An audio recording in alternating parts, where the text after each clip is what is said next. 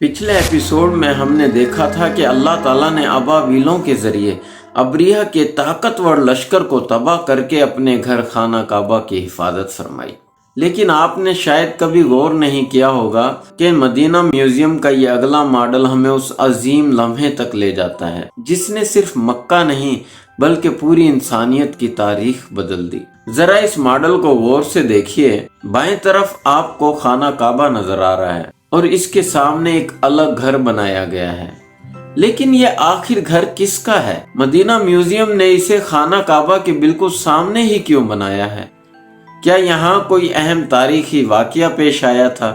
اور آخر اس گھر کا تعلق اس ہستی سے کیسے ہے جس کا انتظار پوری انسانیت کر رہی تھی؟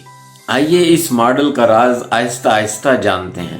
یہ وہی عام الفیل کا سال تھا، ابھی زیادہ وقت نہیں گزرا تھا جب اللہ تعالیٰ نے ابابیلوں کے ذریعے ابریہ کا لشکر تباہ کر کے اپنے گھر خانہ کعبہ کی حفاظت فرمائی تھی۔ مکہ کے لوگ ابھی تک اس حیرت انگیز واقعے کی باتیں ہی کر رہے تھے، لیکن کسی کو اندازہ بھی نہیں تھا کہ اسی شہر میں اور اسی سال اللہ تعالیٰ اپنے آخری نبی حضرت محمد صلی اللہ علیہ وسلم کو دنیا میں بھیجنے والا ہے۔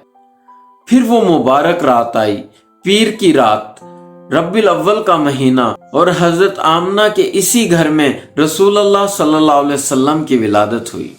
یہ کوئی عام بچہ نہیں تھا، یہ وہ ہستی تھی جنہیں اللہ تعالیٰ نے تمام جہانوں کے لیے رحمت بنا کر بھیجا۔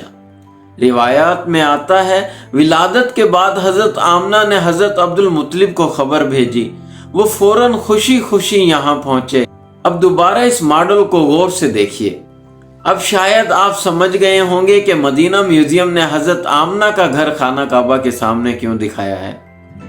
روایات کے مطابق حضرت عبد المطلب اپنے نومولود پوتے کو گود میں اٹھا کر خانہ کعبہ کے پاس لے گئے، وہاں اللہ تعالیٰ کا شکر ادا کیا، آپ صلی اللہ علیہ وسلم کے لیے برکت کی دعائیں مانگیں، اور پھر آپ صلی اللہ علیہ وسلم کا نام رکھا محمد صلی اللہ علیہ وسلم۔ یہ نام اس زمانے میں بہت کم رکھا جاتا تھا، لیکن اللہ تعالیٰ نے اپنے آخری نبی صلی اللہ علیہ وسلم کے لیے یہی مبارک نام پسند فرمایا۔ اس کے بعد آپ صلی اللہ علیہ وسلم کو دوبارہ حضرت آمنہ کے پاس لایا گیا، اور کچھ عرصہ بعد عرب کی اس روایات کے مطابق آپ صلی اللہ علیہ وسلم کے لیے ایک دایا تلاش کی گئی، جس کا شرف حضرت حلیمہ سعدیہ کو حاصل ہوا۔ اسی تاریخی لمحے کو مدینہ میوزیم نے اس خوبصورت ماڈل میں محفوظ کر دیا ہے۔ بظاہر یہ مکہ کا ایک سادہ سا منظر دکھائی دیتا ہے، لیکن حقیقت میں یہ پوری دنیا کی تاریخ کا نقطۂ آغاز ہے۔ یہیں اسی چھوٹے سے گھر میں وہ ہستی تشریف لائیں جنہوں نے انسانوں کو توحید، عدل، رحمت اور ہدایت کا راستہ دکھایا۔ یہ ماڈل صرف ایک گھر نہیں دکھاتا بلکہ پوری انسانیت کی سب سے مبارک صبح کی یاد دلاتا ہے۔ لیکن کیا آپ جانتے ہیں کہ رسول اللہ صلی اللہ علیہ وسلم کی زندگی کا پہلا بڑا غم کس عمر میں آیا؟